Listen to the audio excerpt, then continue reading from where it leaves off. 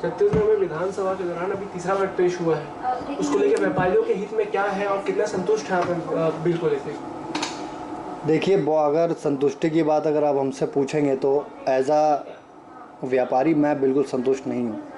मैंने कई बार सरकार से पहले भी बात की है राहत को लेकर, पर जिस दौरान कोरोना टाइम के दौरान जो जो चीज़ें थी हमको टैक्स भी भरने पड़े, हमारा इनफैक्ट प्रॉपर्टी टैक्स तक हमको माफ़ी नहीं मिली।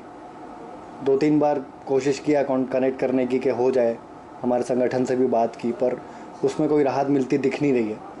बजट से आदमी एक्सपेक्ट करता है कि चलिए आम आदमी के लिए, गरीबों के लिए ठीक है, पहली प्रायोरिटी है, पर हम व्यापारियों का क्या? भाई हमसे भी तो कई घर चल रहे हैं ना, हमसे भी कई लोग इनडायरेक्टली डायरेक्टली जुड़े हुए हैं।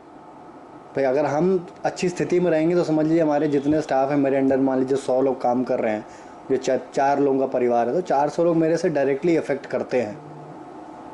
तो मेरे हिसाब से सरकार को किसान बिल्कुल ध्यान देना चाहिए, अन्नदाता हैं देश के, पर उसके बाद आपको कहीं ना कहीं प्रायोरिटी में रखना पड़ेगा व्यापारियों को। उनके हित, उनके साथ क्या गलत हो रहा है समझना ज़रूरी है। मोस्टली क्या होता है, हम जब भी कुछ जाके बोलते हैं वो उसको अनसुना करके और हाँ ठीक है हमको सांत्वना देके छोड़ दिया जाता है। तो मैं ये बोलना चाहूँगा आप लोगों के माध्यम से कि इस चीज़ पे थोड़ा सा लाइट डालें आप लोग। पूरे कोरोना काल के दौरान जो समस्याएं हुई व्यापारियों को, उस पर लेके बजट में कुछ अभी कहा नहीं गया है, उसको लेकर क्या कहना है? उसको लेके मेरा यही कहना है कि सरकार को व्यापारियों की बात सुननी चाहिए। भाई कितने दिन हम ऐसे चला पाएंगे? अगर आज आप टैक्स की बात करोगे तो 7 महीने का लॉकडाउन था पिछले साल, आप देखोगे मार्च से ऑलमोस्ट मेरे ख्याल से सितंबर तक। प्रॉपर्टी टैक्स कम से कम कुछ नहीं तो जितने टाइम प्रॉपर्टी बंद थी तब तक का माइनस कर दें। भाई हम कमाएंगे ही नहीं तो हम भरेंगे कहाँ से? घर से थोड़ी कोई लाके भरेगा।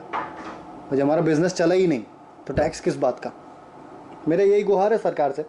और भी कई सारे मुद्दे हैं जिस पर बैठ के चर्चा की जा सकती है। ओवरऑल बजट मेरे को ऐसा लगता है कि किसानों के और मिडिल क्लास के हित में है, पर हमको नज़रअंदाज ना करे सरकार। मेरी गुहार है सरकार से।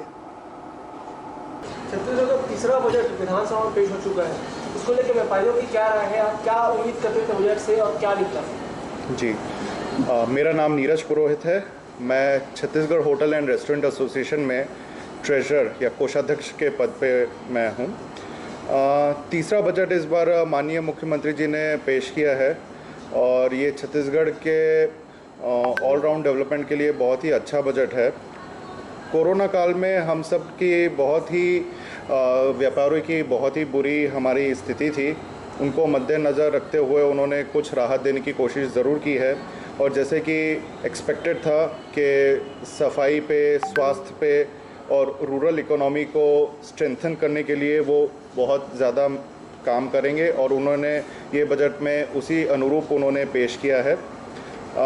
एक हमारा हॉस्पिटैलिटी और होटल इंडस्ट्री की तरफ से हमारा एक ये था कि हमको इंडस्ट्री का एक हमको मुकाम हासिल हो, हमको एज ए इंडस्ट्री हमको पोर्ट्रे किया जाए, जो इस बार शायद बजट में नहीं हो पाया है। हम यही चाहते हैं कि हमारे क्योंकि कोरोना के समय आप जानते हैं कि सबसे ज़्यादा अगर जो वर्स्ट इम्पैक्टेड इंडस्ट्रीज़ है वो है होटल, टूरिज़्म, हॉस्पिटैलिटी।